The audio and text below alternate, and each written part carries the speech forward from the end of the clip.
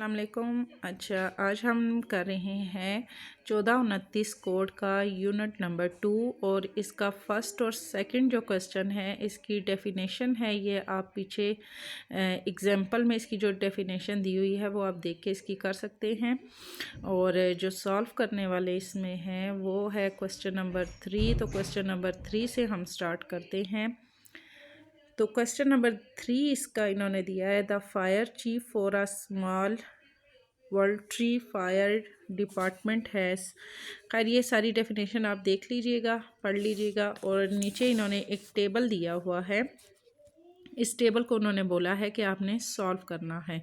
Solve इसको आपने किस तरीके से करना है ये मैं आपको frequency distributions of number of false alarm, तो उन्होंने बोला है कि ये जो अलार्म दिए गए हैं इसको आपने किस तरह से इसको आप हल करना है। ये जो टेबल है ये यहाँ पे मैंने इसका ड्रॉ कर दिया है, ठीक है। नेक्स्ट हमने क्या किया, यहाँ पर x और f की वैल्यू हमने लिखी।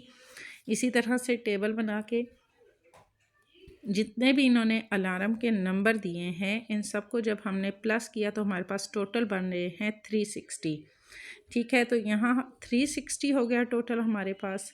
75 डिवाइडेड 360, इसको जब आप कैलकुलेटर पे प्रोबेबिलिटी ऑफ x इसको जब आप करेंगे तो इसको कैलकुलेटर पे आपने जब करना है तो कैसे करना है, ये है 75 डिवाइडेड 360 इज इक्वल, हमारे पास ये नंबर आ जाएगा 0.2083।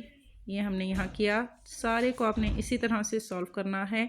80 है, 80 ओवर 360 किया हमने, 77 है तो 77 को 360 से डिवाइड किया तो सारा हमारे पास ये प्रोसीजर आ जाएगा। और जब आप इसको इन सब को आप डिवाइड करते हैं तो हमारे पास जो लास्ट हमारे पास प्रोबेबिलिटी आती है, probability of x is equal to 1 इसकी होती है। तो ये बहुत शॉर्ट से और बहुत सिंपल से क्वेश्चन है। इसके बाद नेक्स्ट जो इसका इन्होंने क्वेश्चन नंबर 4 दिया है, construct the discrete probability distribution which correspondent to experiment of tossing a fair coin 3 time. एक कॉइन को उन्होंने बोला है कि अगर आप 3 टाइम में आप इसको आप टॉस करते हो तो उसकी प्रोबेबिलिटी क्या होगी। Suppose the random variable x equal the number of head occurring in 3 toss, what is the probability of 2 or more heads। 2 और more heads की probability वो हमसे पूछ रहे हैं कि इसकी probability क्या होगी। एक coin है जिसको आपने 3 टाइम में आपने टॉस किया। तो ये सवाल मैंने पहले भी आपको करवाया हुआ है, हेड और टेल वाला है।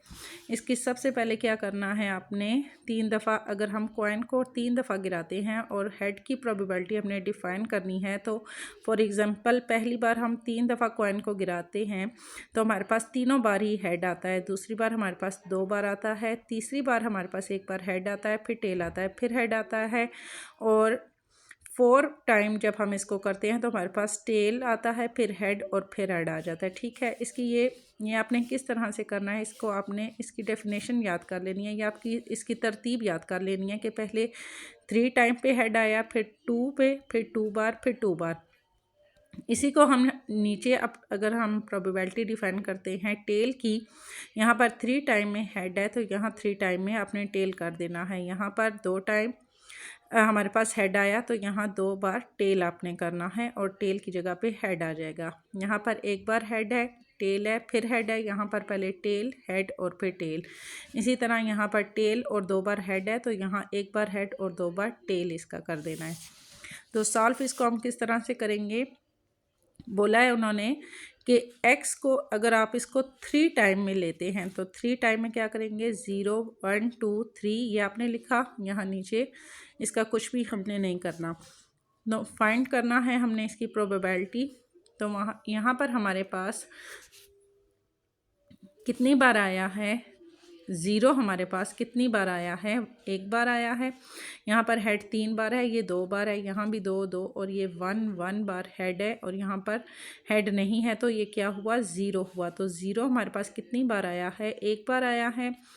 1 हमारे पास जो है वो कितनी बार आया है, 1 यहाँ पर हमारे पास 3 टाइम में आया है तो हम यहाँ 3 लिखेंगे। 2 हमारे पास यहाँ कितनी बार आया है, 2 भी यहाँ हमारे पास 3 टाइम आया है, तो यहाँ भी हम 3 लिखेंगे। इसी तरह 3 हमारे पास कितनी बार आया है, तो 3 हमारे पास एक बार आया है, तो यहाँ हमने 1 लिख दिया। 1/8, 3/8, क्योंकि टोटल आप इनको अगर टोटल करते हैं तब भी हमारे पास 8 आता है, और हमने कितनी बार कॉइन को टॉस किया, ये हमारे पास टोटल जो है ये भी 8 आ रहा है। 8 आपने फिर इसका टोटल भी 8 हुआ, और हमने जो कॉइन को टॉस किया तो तब भी हमारे पास 8 ही हुआ, यानी 8 बार हमने इसको टॉस किया। तो 1/8, 3/8, 3/8 और 1/8। इसी तरह हम इसको जब पूरी रकम को डिवाइड करेंगे तो हमारे पास इज इक्वल टू 1 आ जाएगी प्रोबेबिलिटी। अब यहाँ पे वो कह रहे हैं प्रोबेबिलिटी एक्स, बिगर का साइन लगाया 2 और मोर हमने डिफ़ाइन करना है। 2 और इससे ज़्यादा का है, तो इसके नीचे जो लाइन हमने लगाई है वो इसलिए लगाई है क्योंकि ये मोर के लिए होता है।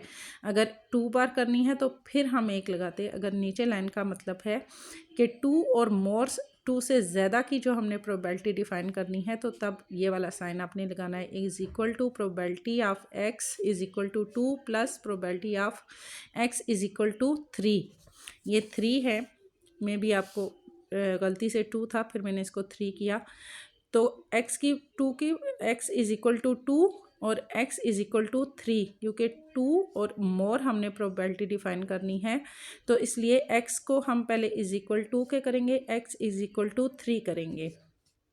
तो 2 की प्रोबेबिलिटी यहाँ हमारे पास क्या है, 2 है, तो 2 की प्रोबेबिलिटी हमारे पास 3 है, तो हम लिखेंगे 3/8 प्लस, फिर हमारे पास 3 है x की प्रोबेबिलिटी, तो 3 की क्या है हमारे पास 1 है।